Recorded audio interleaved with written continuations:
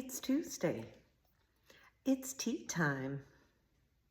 And I'm sinking my teeth into another true crime. I'm Sax Francisco, Clairvoyant medium. For this case, you don't even have to be psychic, okay?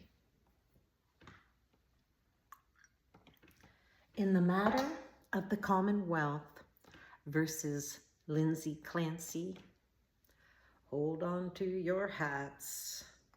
This one is a dandy. From the state of Massachusetts, this is a case full of psychological abuses.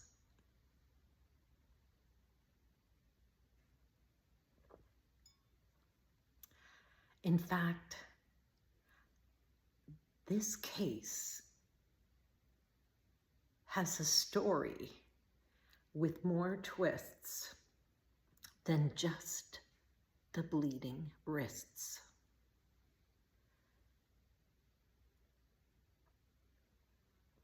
And indeed, the truth seems amiss. Patrick Clancy seems to lie with bliss. Yet, every woman, intuitive, even witch, we all know it didn't go like this.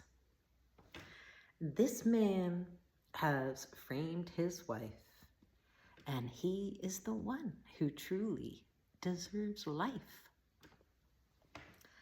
Maybe for now, Lindsay is just playing along.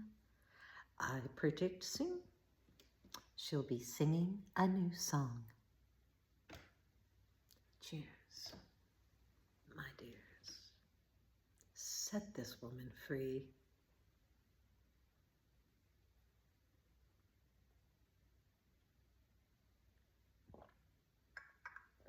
Now, I must say, before I even have to engage any form of my gifts, when I look at the case of Lindsay Clancy, there's one thing that sticks out dramatically for me, and I haven't heard anybody yet discuss it. If someone is truly committing or considering sue, you finish the syllables. If anybody is truly considering that act, who has the knowledge of a registered nurse, you cannot convince me that anyone would try to commit an act with as many changes in the process. And what I mean by that is, and I do not want this to trigger anyone watching, if you have ever tried to commit sue, please don't let this be a trigger for you. But this is an honest question for anyone that might have suffered this.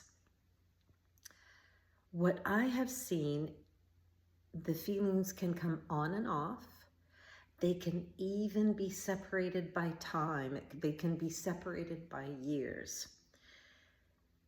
Is it fair that when somebody is contemplating, even if there's interruption to time,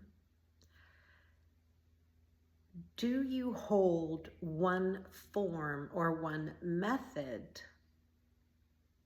still as your only consideration? I will not believe that Lindsay Clancy, as a nurse, if she truly wanted to commit sue that night, there's no way she would have erred with cutting wrists.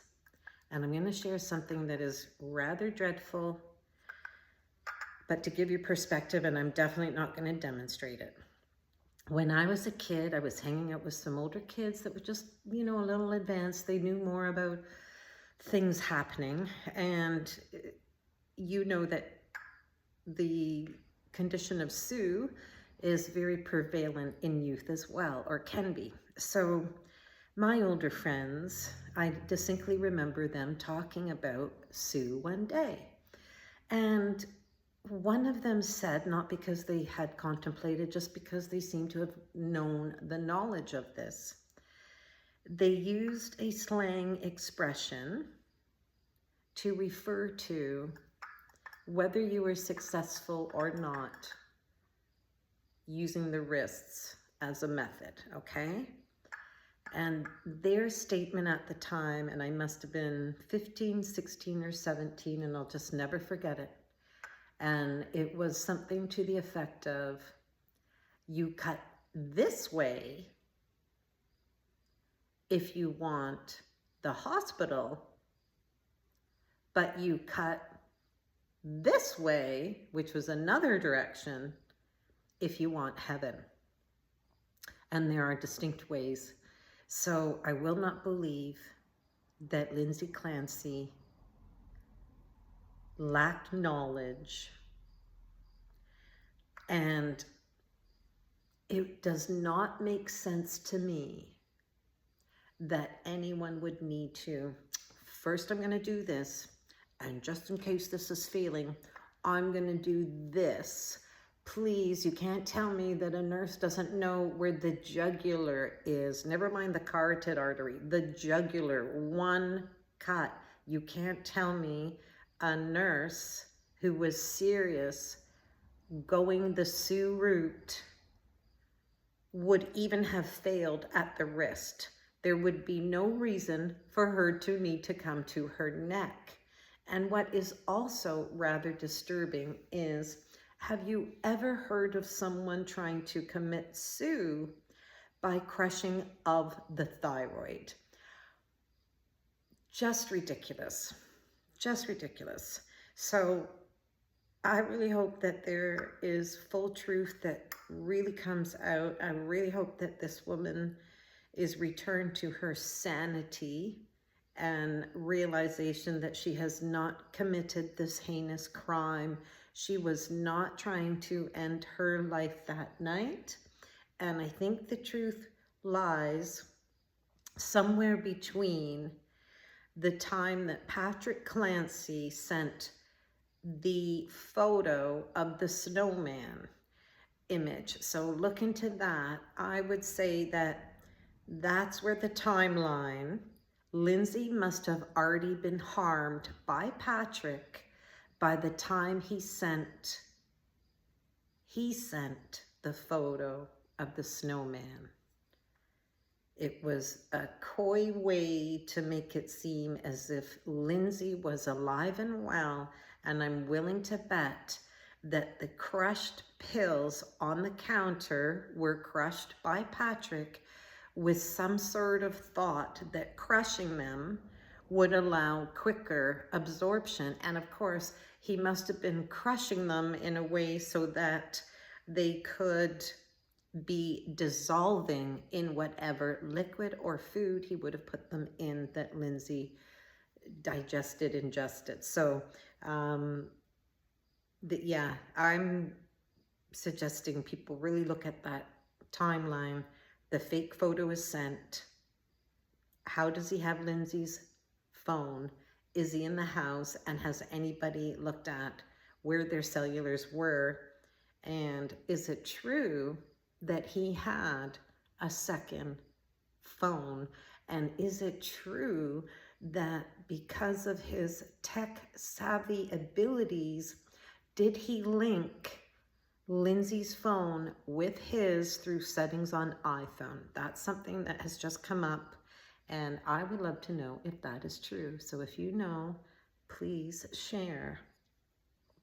But I have a feeling this case is going to go down in history, and I really hope that this young lady has help and support getting through this misery. This cannot be easy on any level. She hasn't even had chance to mourn the loss of her family. So in love, light, truth, and honor, I really hope the court system can bring justice into this case. Cheers.